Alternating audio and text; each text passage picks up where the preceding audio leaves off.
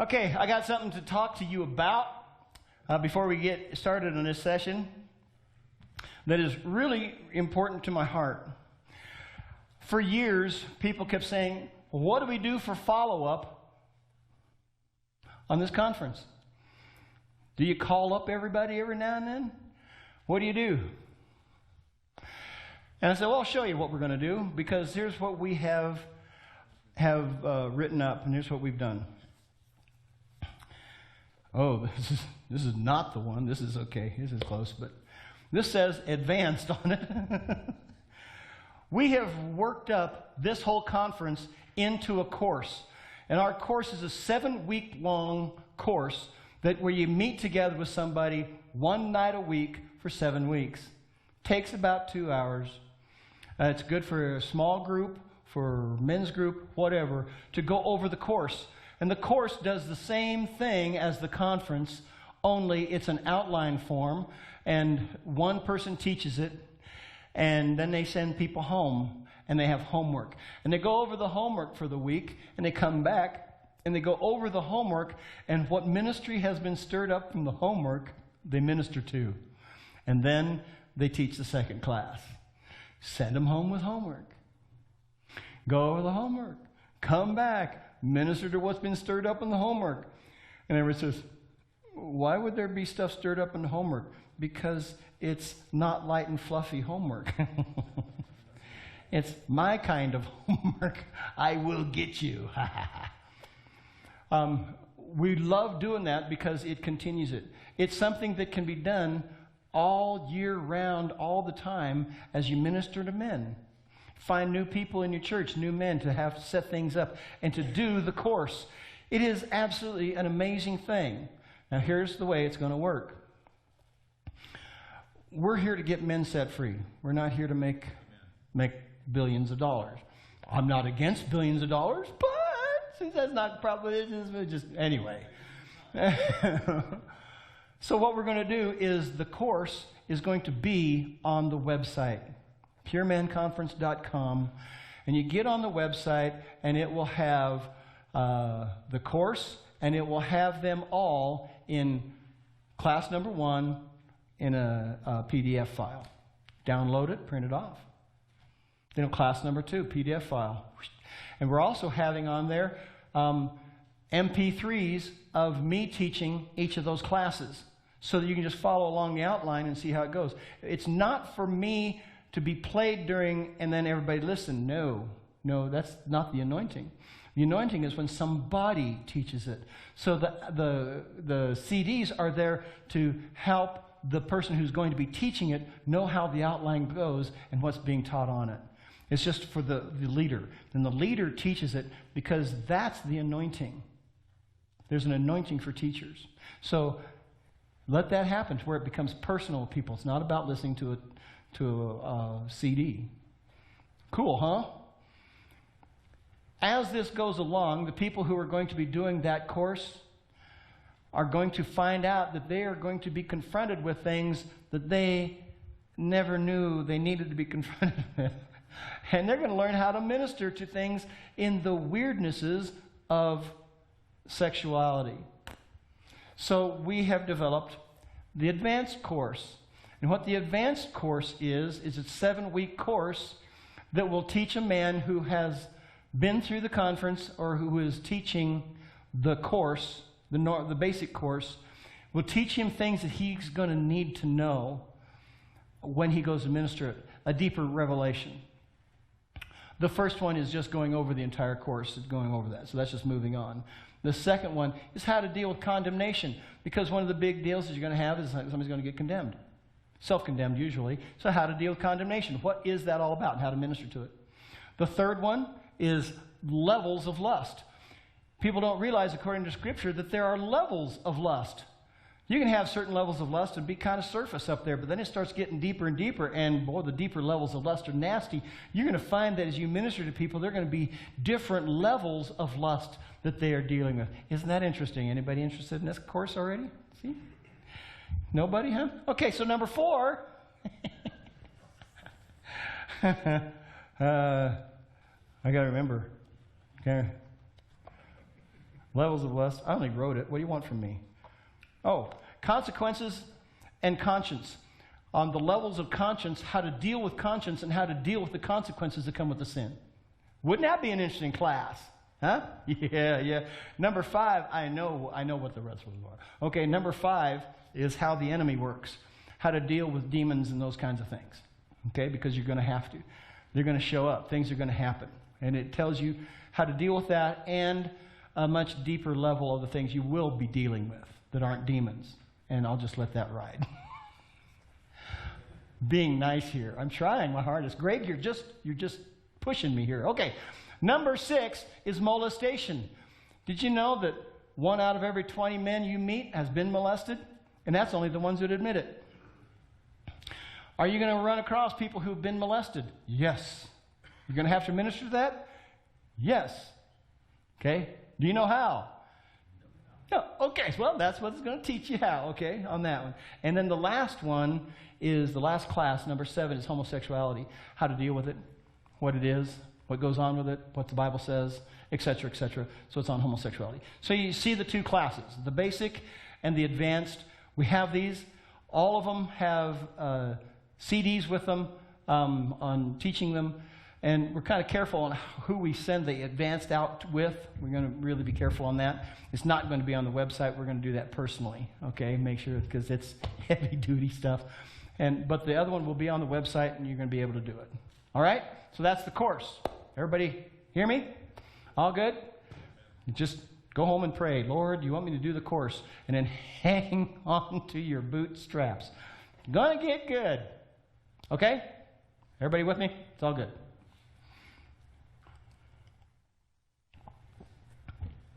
Oh, thank you, Jesus.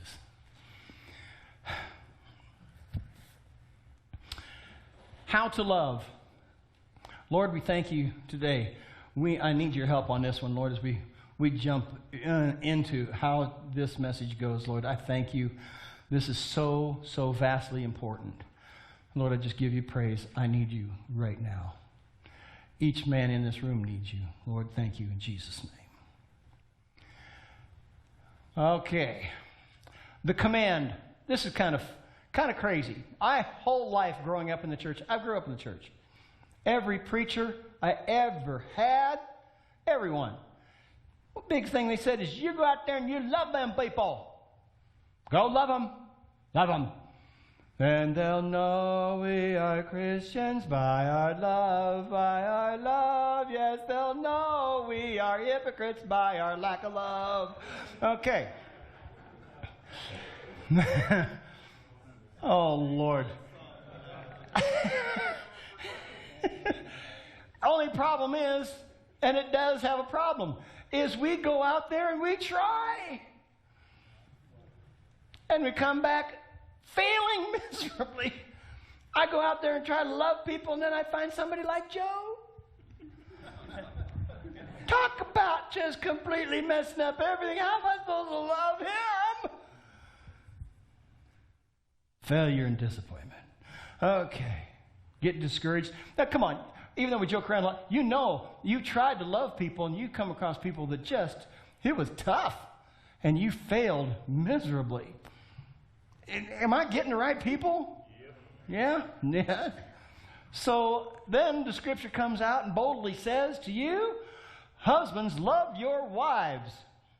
Now, we traveled around the whole former Soviet Union preaching on marriage for 3.5 years. That was an experience. Wow. We get off these places and we tried to teach a 14-week course in 4 days. The people...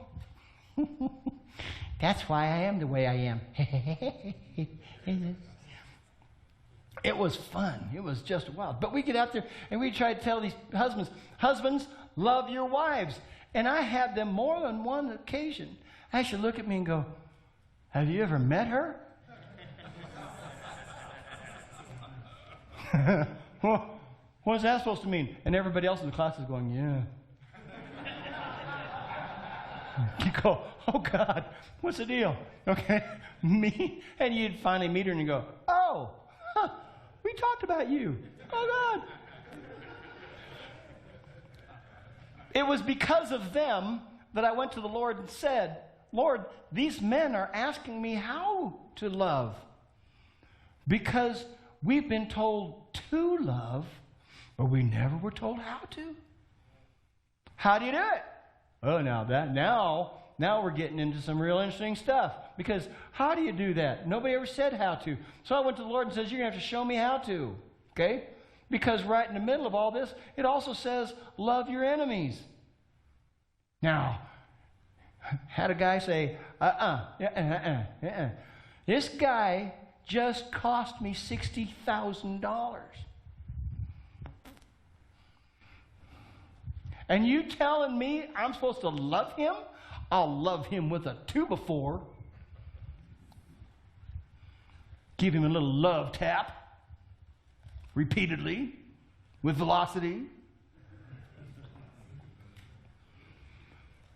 So I said, Lord, you're going to have to show me, because there's got to be a way that I've got to learn how to love. Now, you know as well as I do, we've got to learn how to love. This is important. So I was reading my Bible one day. I hear that's a good thing to do. I picked up on that, right? It's a good thing. I was reading my Bible. And it said something it never said before, because I was reading the literal translation. And it said in there something different.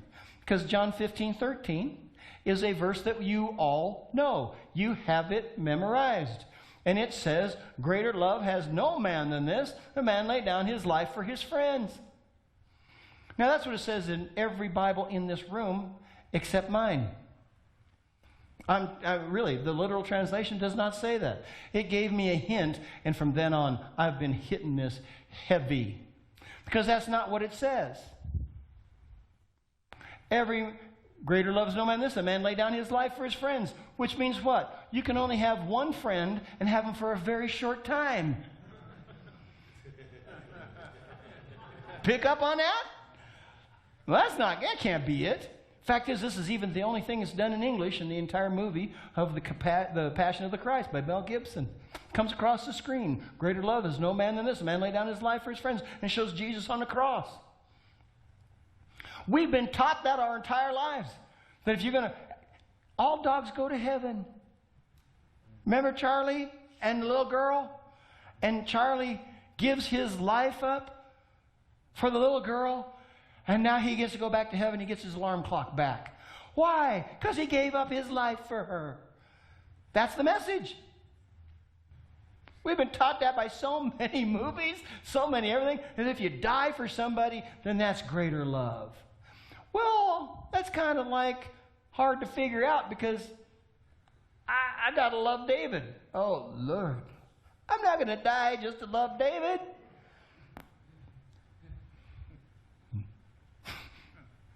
Sorry, David. I need to love people who I just need to love. How do I do that? I got to know. Well, then I found out that's not what this verse says in the Greek. That's not what it says at all. It changed the entire meaning of this thing in the Greek. Went, oh, wow, really? Because it says, greater love has no man than this, that a man lay down his soul for his friends. Not his life. His soul. Oh, no. That changes everything. Because what's my soul? My soul is my mind, my will, my emotions, my personality, my selfishness. And it says, greater love has no man than this, and a man lay down his selfishness for his friends. To lay down what you think for your friends. To lay down what you feel for your friends. Lay down what you want for your friends. Man, I tell you, I thought that, God, this is heavy. This is heavy. I've laid down my soul. How interesting. Oh, come on, Brad. I haven't picked on you forever. I want you to up here, right there. No swords, no knives, nothing sharp. I am armed. Okay, this is Brad. He's the friend that I'm supposed to lay down my soul for. Okay? So I'm going to lay down my soul. This is going to be really good. I'm going to lay down my soul. So it matters more what Brad thinks than what I think.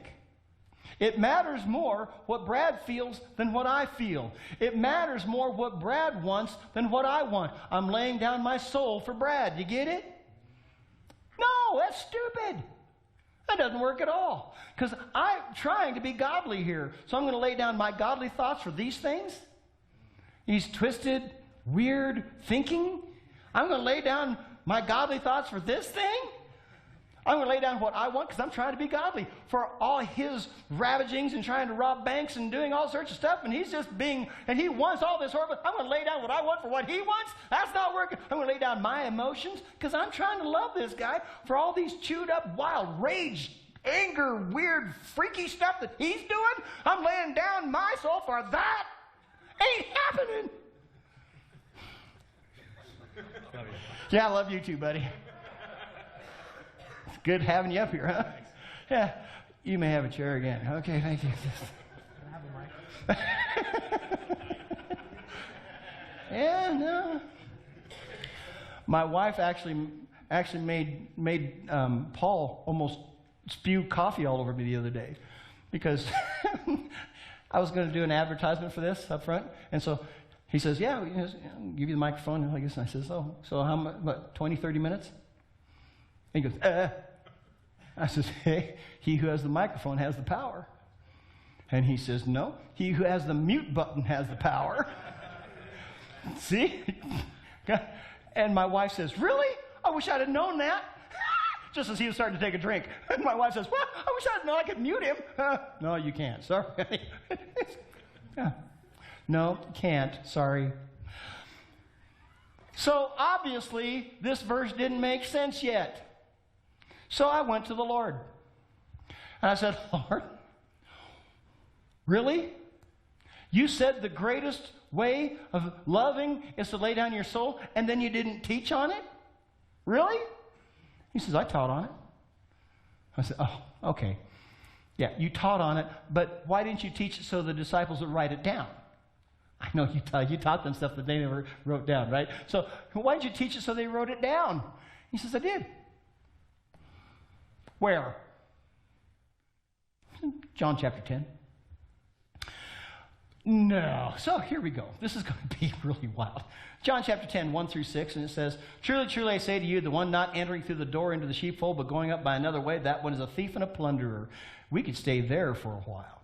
But the one entering through the door is the shepherd of the sheep. The doorkeeper opens to him, and the sheep hear his voice, and he calls his own sheep by name. He leads them out, and when he puts forth his own sheep, he goes in front of them, and the sheep follow him because they know his voice.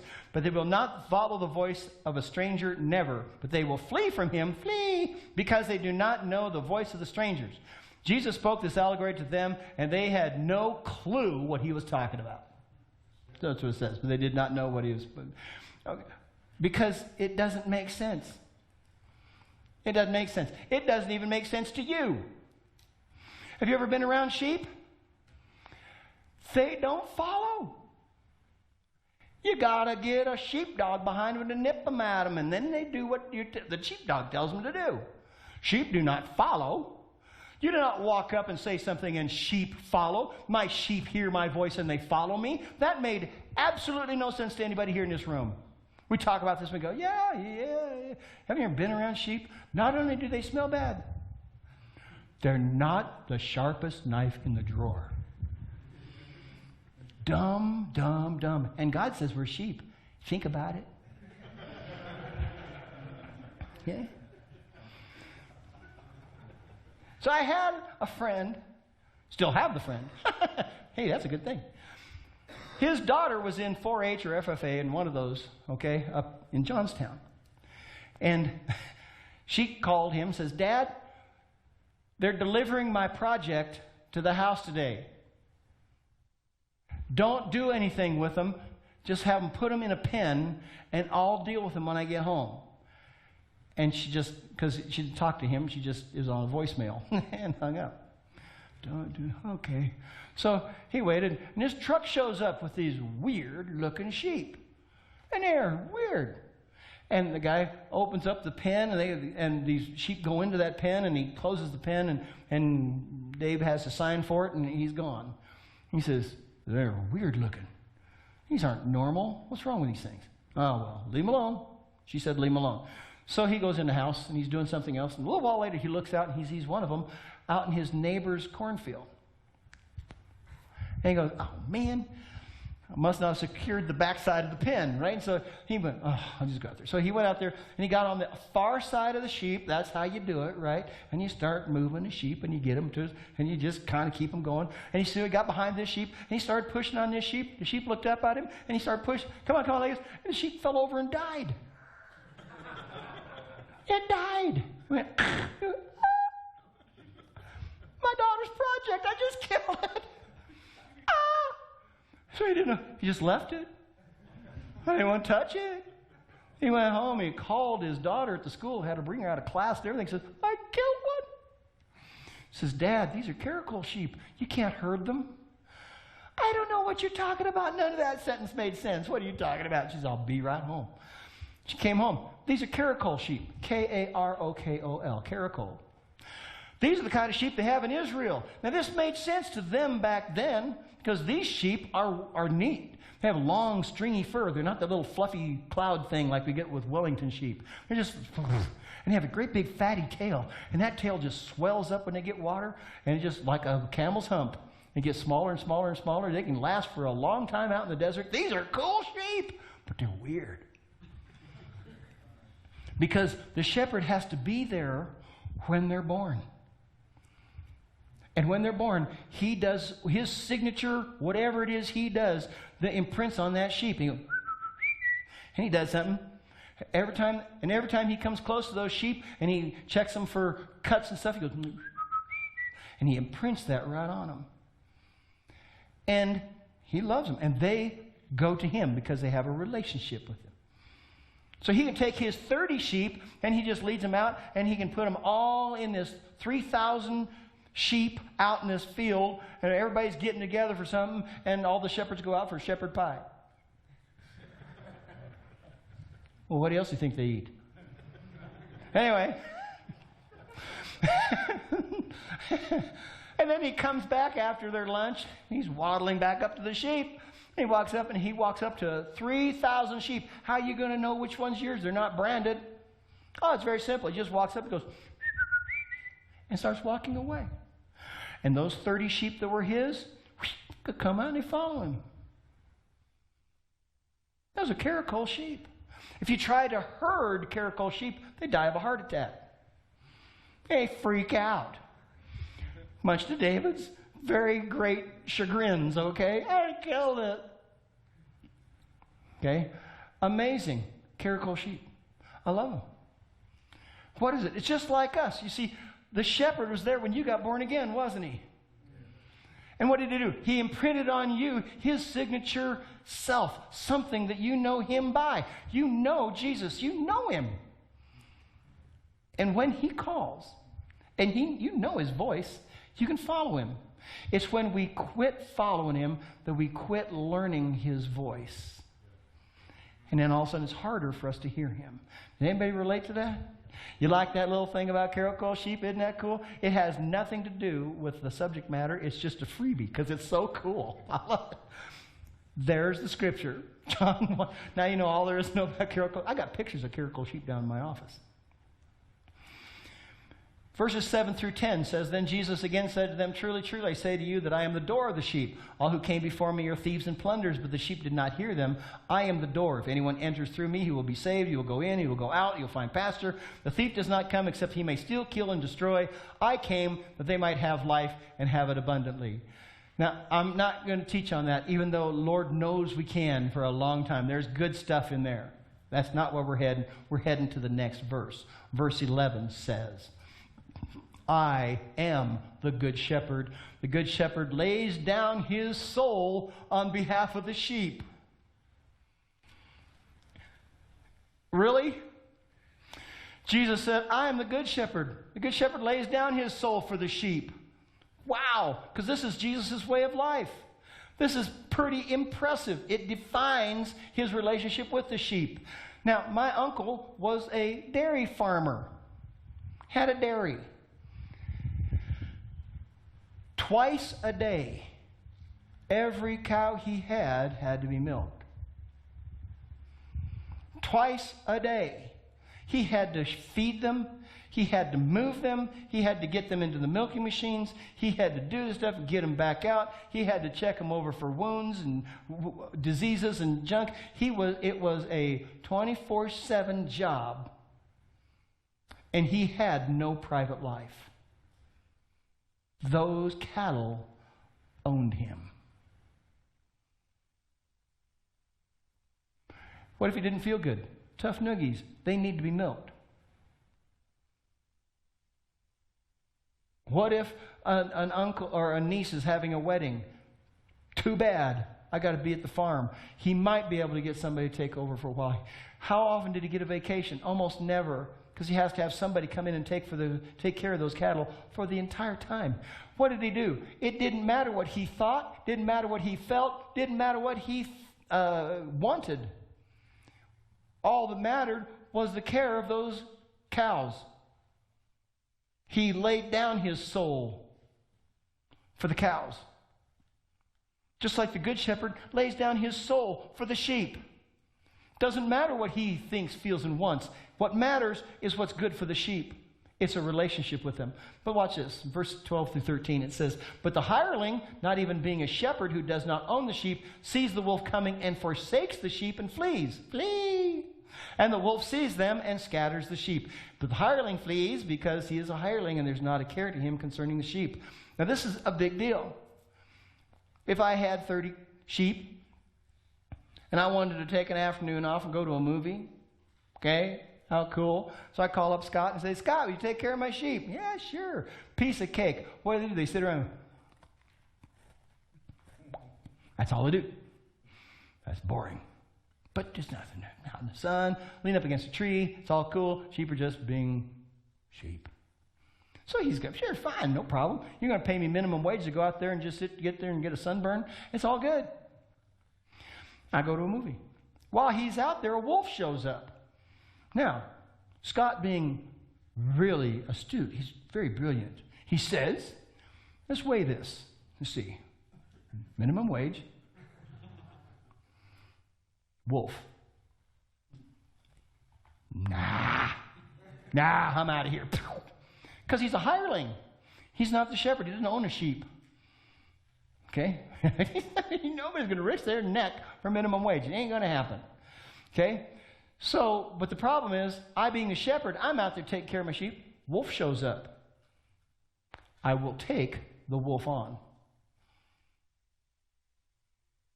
I will take the wolf on. Because they're my sheep. You're not getting one. There's going to be a problem here. And I am armed. And I am dangerous. And I will take on the wolf. That's because I'm not a hireling. That's the difference. Then Jesus says, "I am the good shepherd, and I know those that are mine, and I'm known by the ones that are mine." Okay, I'm the good shepherd. I know them. They're mine. We have relationship because laying down your soul produces relationship. That's what it's there for. Now we get to the nitty-gritty of this thing. Verse 15. "Even as the Father knows me, I also know the Father, and I lay down my soul for the sheep." Brad, if I could have you back up here, please.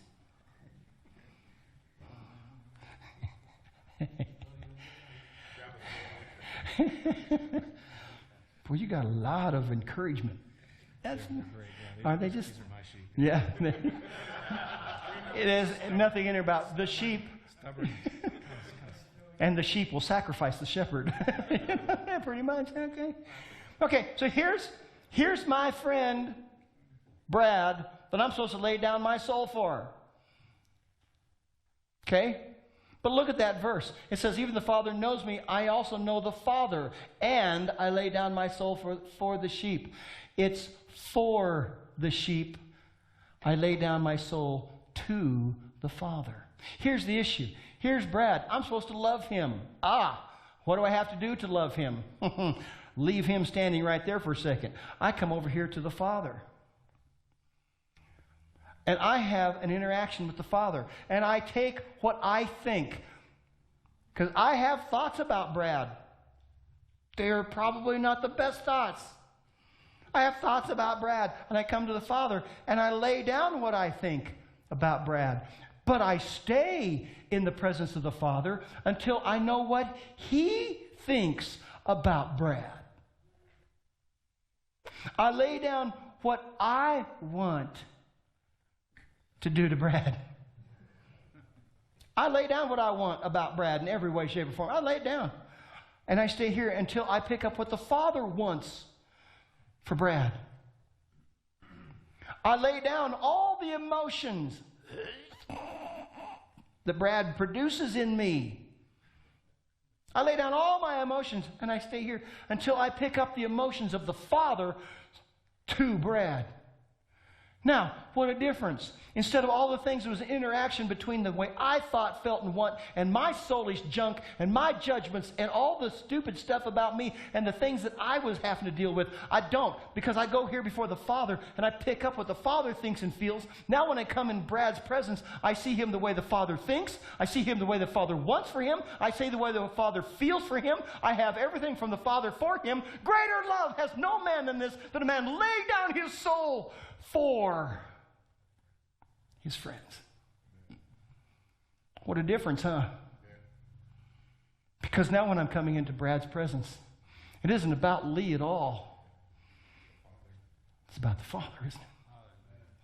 Because God is love. Now I can be godly to Brad.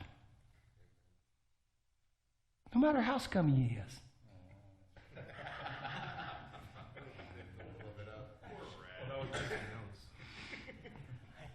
Because at this point, he's precious in my eyes, just like he's precious in God's eyes. Didn't that just make sense? Thank you, sir. One more time. He is taking notes. That's all there is to it. Tomorrow's going to be a tough day down at Praise Church, buddy.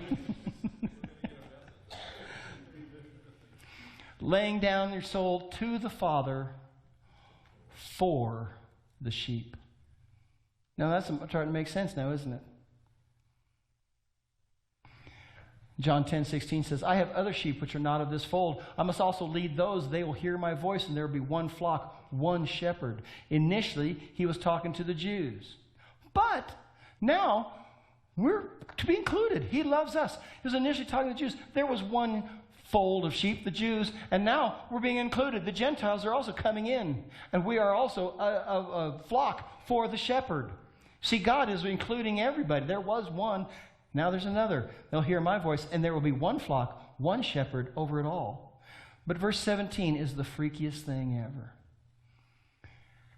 It says, and look it up, for this reason the Father loves me. For this reason the Father loves me.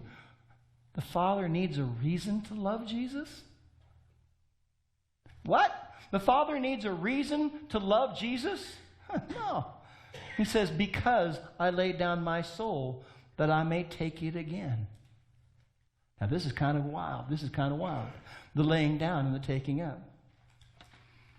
This is really wild. Now I was studying this. I got a term, a wonderful, wonderful thing that is said. And the Lord said this. Now, you got to understand, God talks to me sometimes in riddles, little mysterious things that he says. I'm going, huh? It doesn't make sense at the time. It doesn't. You go, what? Where'd that come from? And the Lord said this one to me. He said, water pipes get wet. What? One more time. Do that again. Water pipes get wet. Huh. Let's think about this. Okay. I have a garden right here, and it's a dry garden. It needs water. And I've got a water tower right here. Neat. I got a water tower. How am I going to get water from my water tower to my dry garden? I know. I'll put in a water pipe. Okay, so I screw in a pipe into the tower. And I put another pipe on the end of that one. I put another one on the end of that one. And I put a valve on the end. Got to make sure they're tight. And then I open the valve, and the water comes out. And I got water to my garden. Yay! Let's talk about the pipe for a second. This wonderful pipe On the outside, it looks totally dry. But the entire surface of the inside of that water pipe is getting wet. Water pipes get wet. What's he saying? What I can get through you, I can get to you. For this reason, the Father loves me. This is how I know the Father loves me, because I laid down my soul to the sheep, and I became a channel of God's love. Therefore, I know His love for me. If you don't know how much He loves you, it's because you are not becoming a channel of His love outward. So here I have this world of running dog heathens, no offense. And so I got this God who has love. How am I going to get the love of God to all my running dog heathens? Well, I screw in a Christian. I put another Christian on him. I put another Christian on him. And I put an evangelist on the end. Evangelists are always squeaky. Trust me. You open up that valve, and the love of God goes to my running dog heathen world. So let's talk about the water pipe. What I can get through you, I can get to you. The reason you don't know how much He loves you is because you're not becoming a channel of His love for others.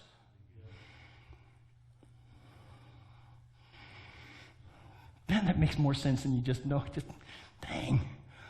It makes too much sense. Then Jesus says, no one takes my soul from me, but I lay it down. I have authority to lay it down, and I have authority to take it again. That's amazing. You have the authority to lay down your soul. I cannot take it from you. I can't take away what you think, what you feel, what you want. I can't make you bend. I can't force you into becoming a believer. I can't force you into becoming a good Christian. I can't force you into being something. That has to be a choice in you. No one takes it from me, but I can lay it down. And I lay it down from myself. I've got to choose to lay it down. Now, here's the hard part. The real hard part is, okay, now, you have that pen right there? Okay. Now, he already did it. I was going to say, pick up the pen, and he did. See? Now, for you to put that pen up here, right? Go ahead, put the pen up here. Put the pen up here. This is really not difficult. Okay. Now, did you notice for him to take the pen from there and place it over here, you know what he had to do? He had to get a grip on it. He had to be able to manipulate it. This is the same thing with your soul. You cannot lay down what you think if you don't have a grip on what you think. So if you don't admit how you think about somebody, you can't change it. You're going to have a grip on it. I have to have a grip on how I think about my wife. Because we have interaction. So for me to think God's thoughts for my wife, I'm going to have to get a grip on how I've really been thinking about my wife. And I got to take that to the Father so that He can give me what He thinks. I have to get a grip on how I feel. I got to have a grip on what I want. That's what I'm going to have to lay down. You can't lay down what you don't have a grip on. Jesus says, no one takes this from me, but I lay it down for myself. I have authority to lay it down. I have authority to take it again. So what are you going to do with your soul? Isn't that interesting, huh? Because what do we do with our soul? You know what they asked Jesus? They said, why do you lift up your soul? Are you the Messiah or not? What? They actually said that? Yeah. It says, why do you lift up your soul in pride? Now, was Jesus lifting up His soul in pride? No, that was their way of seeing it because that's what they did. They lifted up their soul in pride all the time. So they got that from Him. That's what they said. Why do you lift up your soul? I'm going to teach you guys on laying down your soul. Because that lifting up of your soul, when you elevate what you think, what you feel, what you want, lifting up your soul. Who are you really? You know, every time you've gotten mad, every time you've gotten angry is because somebody came against your godhood. They came against your authority. They came against who you are. They came against something you wanted, something you thought, something you felt. They came against your selfishness, and you bristled against it, and you, oh, yeah? Oh, okay. You ever been cut off in traffic? Oh, we had to bring that up, didn't we? Here you are driving down the street, minding your own business, when some yahoo cuts in front of you. What are you doing? Wait a minute, stop, hold, freeze the picture. What's he saying? It's the message behind the message. It's the message that he is giving, saying, I am more important than you. And so since you are afraid that he might be more important than you bristle up and tell, no, I'm more important than you. How dare you cut the mighty me off? You scum-sucking pig. That's Christian cussing. So you can do that. See?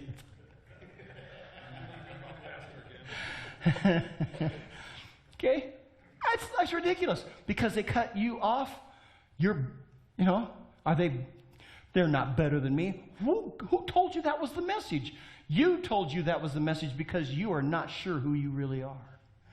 But listen, if somebody does cut you off in traffic, you can stop for a second and you take that thought captive and you lead it to Jesus Christ. You say, well, what do you think about him? And what does Jesus say? See, I had a friend that was out driving one day and his car came up, a great big fancy car, came in on two-lane highway. That happens, around Colorado. There's nothing there. And this guy came right up on his bumper. My buddy went, show you? Huh. So he slowed down. And this guy was just right on him, just trying to show you. And the Lord jumped on my buddy so quick and says, what are you doing? Pull off the road. What? Pulled off the road, and I got. The Lord says, who are you to determine what's happening in his life? You don't know what's going on in his life.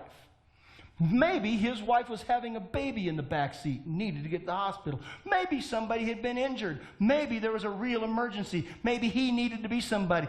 Who are you to say that you're somebody bigger than him? Get out of the road and let him pass. What did it cost you? He says, so to help you think of that, you sit here until I tell you you can leave. And he sat on the side of the road for half an hour. And he was late getting to where he was going because the Lord had to teach him that he had lifted up his soul. He says, no, love him. Lay down your soul and love the guy that's in that car. You can do it. I know, I went from preaching to meddling when I brought up the cutting off thing. I know. It's just...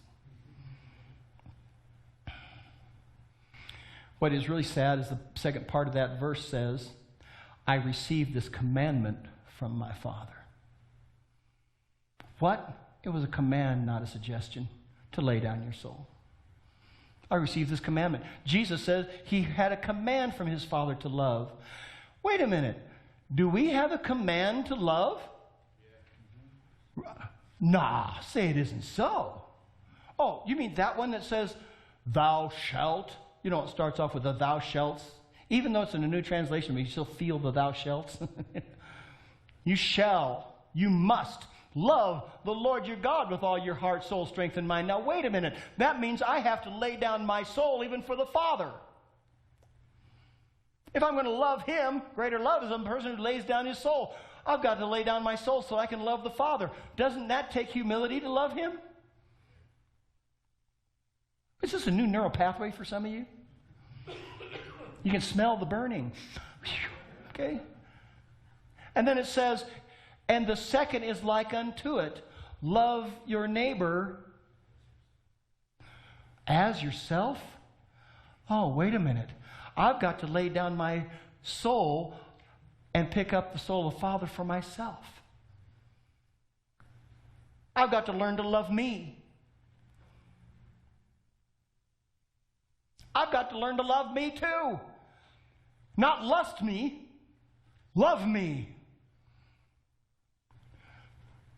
What a concept, because what you love, you cannot lust, and what you lust, you cannot love. If you're lusting all that you want for you, you can't love you. And if you don't love you, you can't love your neighbor like you love you. I think I got my arms confused there somewhere, but I don't know. I was going.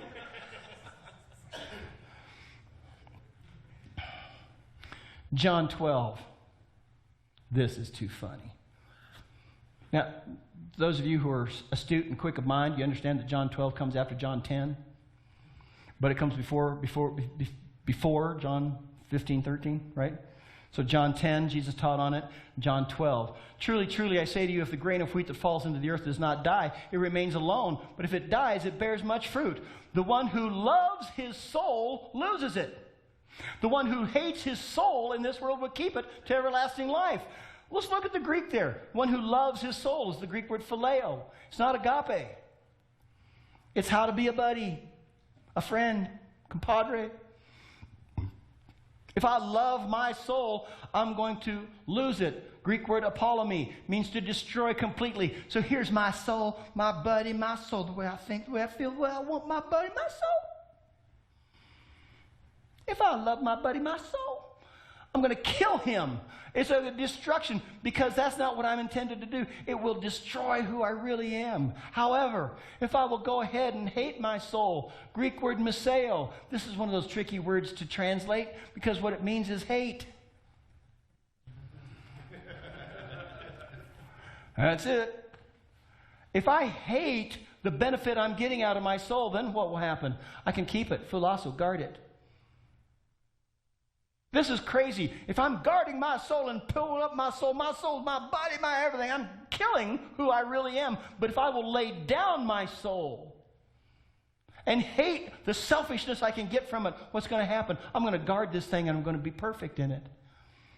Now, so he taught in John 10 how to lay down your soul. Then he taught in John 12 how to have the attitude correctly about your selfishness. Well, did they get it? I love the disciples. They are so cool. Well, they heard it. They heard it. Did they receive it? Well, we're going to find out here in just a second. We know they heard it. This is funny. So the question is, do you always apply what you hear? How about you? Hey, how are you doing on applying what you heard? Have you heard enough the last 2 days to apply? How's that going to work for you if you don't apply it? It's going to be good. So, do you have the language but not the reality of it? This is something we have to guard ourselves from all the time. Here it goes. Watch this. This is too funny. In John 13, which comes after John 12, which comes before John 15. You got this? 10, 12, 13, 15. Okay? When they had gone out, now this is after the Lord's Supper, after the communion time, after the Passover meal that they had. When they had gone out, and they're heading to where? Gethsemane. When they had gone out, Jesus said, and I'm going to just read this because I am not going to take the time to really go over this because this is too deep and too fun. It says, now the Son of Man was glorified and God was glorified in him. If God was glorified in him, God will also glorify him in himself and immediately will glorify him. Don't touch it. We're just going to ride on. Then he says, little children, yet a little while I am with you. You will seek me, and as I said to the Jews, where I go, you are not able to come, and I say to you now. Okay? So he gave them a huge nugget. Then he says, I'm leaving, and you can't come with me. And then he says, I give a new commandment to you, that you should love one another, according as, in the exact same way as I have loved you. You should also love one another. By this all shall know that you are my disciples, if you have love among one another. God bless them. Be blessed, guys. Have peace and know what you're doing with wisdom. In the exact same manner, how did Jesus love them? He laid down his soul for them. He says, now you're going to have to do the same way. Lay down your soul for one another. Now he's walking to Gethsemane. Do you understand? And then Simon Peter said to him, Lord, where do you go? Now he missed the first nugget. He heard that Jesus is leaving. He missed the whole second nugget. And he said, Lord, where are you going? Jesus answered him, where I go, you are not able to follow me now, but afterwards you shall follow me. And Peter said to him, Lord, why am I not able to follow you now? I will lay down my soul for you. Wouldn't Jesus be impressed with that? I will lay down my soul for you. Jesus.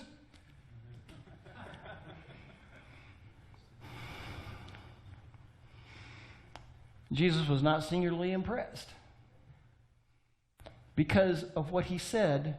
What he could have said is, Lord, I will lay down my soul for you. It's what he said, but what he didn't say was when. What's it going to take for him to lay down his soul? So Jesus said, and this is great, Jesus answered him, will you lay down your soul for me? Indeed, I tell you truly, in no way shall a cock crow until you deny me 3 times. Oh, you want to lay down your soul? Let me help you. We're going to humiliate you into the absolute max, and you're going to find out that your soul is not worth trusting.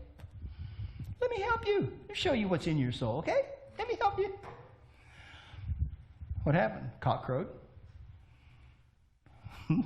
What did Peter find out? Oh, no, I'm not with him. No, I don't even know him. Oh, heck no, I'd never do those. Oh, God.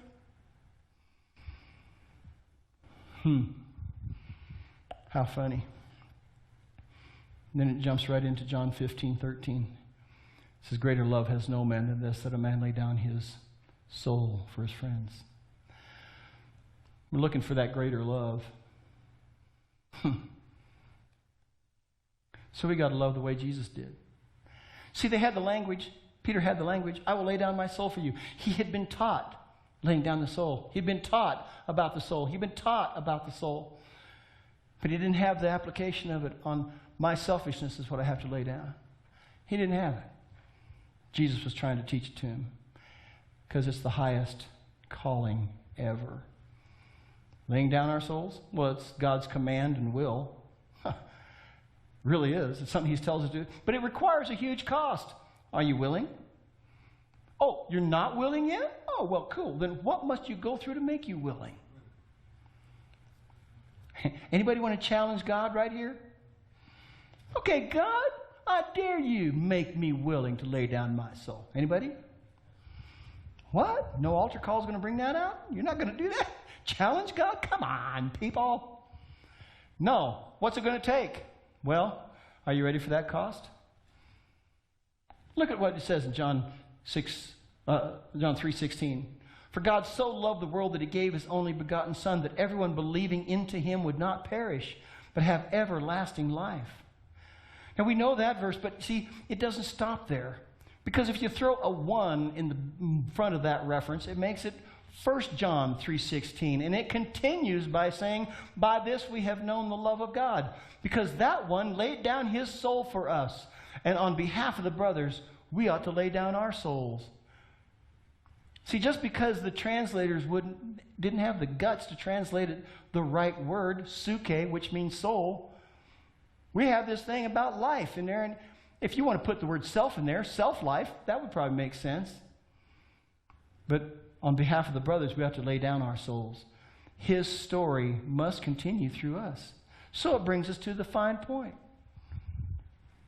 Husbands, love your wives. What? What? You see, you have a wife. I just dare you to go before the Father and lay down what you think and feel and want for your wife. Lay it down and stay in the presence of the Father until you hear what he thinks, feels, and wants for your wife. And then you come back into her presence and you'll do what you know God is wanting to do. You'll love her the way God loves her. You'll see her the way he sees her. You'll feel for her. You'll protect her. You'll want what she wants. You'll do things for her. You'll be the servant that you need to be. You'll be the protector that she needs you to be. You'll get it all because you're going to lay it all down there and pick up the soul of the Father for her. And man, at that point, you are going to take care of her. Pretty interesting, huh?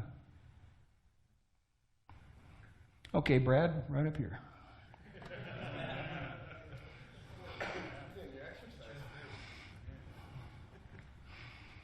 Don't look at me like that. Yeah, that's okay. Joe, would you stand right there, please?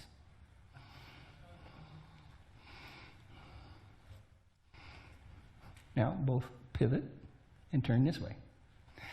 Behind him. Both of you scoot over this way. I got to get behind there. There you go. Line you up finally. Okay, let me see your hand a second. He hit me. He hit me. You all saw it. Abuse. Right here on my little forehead. You don't have a little forehead, boy. On this big old forehead, he smacked me right on my head. He's the bad guy. He hurt me. You know what's sad about this? is that's not true. Even if he had done it on purpose, and he didn't, okay? He wanted to. We'll bring that up. Okay. Let me start over. Wow. There's a lot of love in this room. Okay. Now, Brad hit me. That makes him the bad guy and me the victim. No. No, no, no, no, no, no. And you got to get your ideas behind this. I'm not the victim just because he abused me. Why? Because I'm the one who can go to the Father and get all the healing in the world. I'm not a victim here. I'm a victor.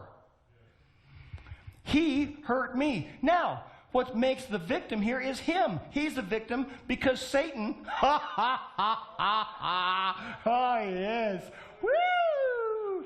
It's typecast. I love it. Okay, milk it for all. Satan influenced him to hurt me. So who's the victim? The one who is the agent of Satan.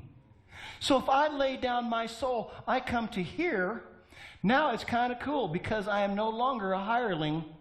I am with the shepherd, which means I can intercede for my friend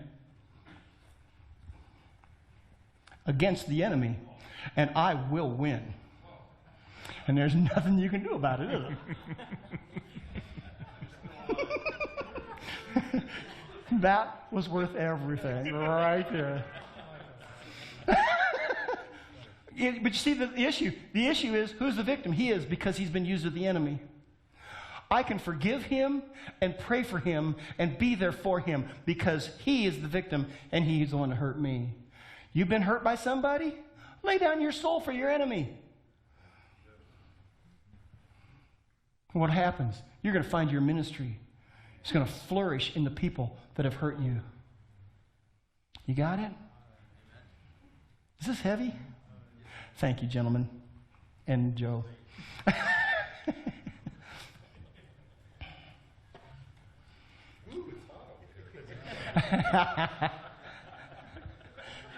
The hell you say? I had to. I'm sorry. Okay.